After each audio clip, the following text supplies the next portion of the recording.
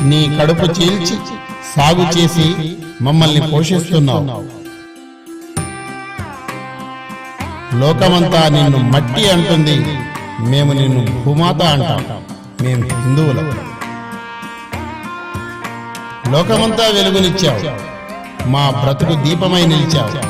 ఇతరులు నిన్ను మండే అగ్నిగోళమన్నారు, మేము నిన్న సూర్యనారాయణుడు అన్నాం, సూర్య భగవానుడు అన్నాం.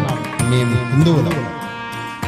నీ స్పర్శతో బీడు భూములు బంగారు భూములయ్యాయి. నీ చలువతో దాహార్తుల ఆర్తనాదం చల్లారింది. అన్యులు నిన్ను జల ప్రవాహం అన్నారు, మేము నిన్ను నదీమ తల్లి అంటాం. మా ఇంటి ఆడబిడ్డల లాంఛనాలిస్తాం, హారతులిస్తాం, ఆదరిస్తాం, పుష్కర సంబరాలు చేస్తాం. మేము హిందువులం.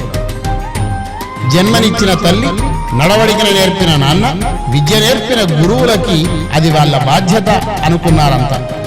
కానీ మేము మాతృదేవోభవ, పితృదేవోభవ, ఆచార్యదేవోభవ అన్నాం. మేము హిందువులం.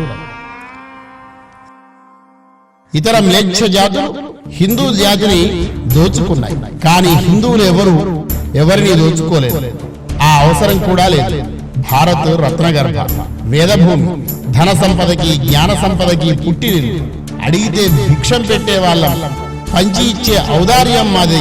మేము హిందువులం. పాశ్చాత్య దేశాలు శివుడు ముక్కుతో చింపిరి బట్టలతో తిరిగినప్పుడే పట్టుబట్టలు కట్టిన చరిత్ర మాది. నాగరికతలో ప్రపంచం కళ్ళు కూడా తెరవకుండా పసికూనగా ఉన్నప్పుడే అంబరాన్ని అంటిన ఘనత మాది. మేము హిందువులం.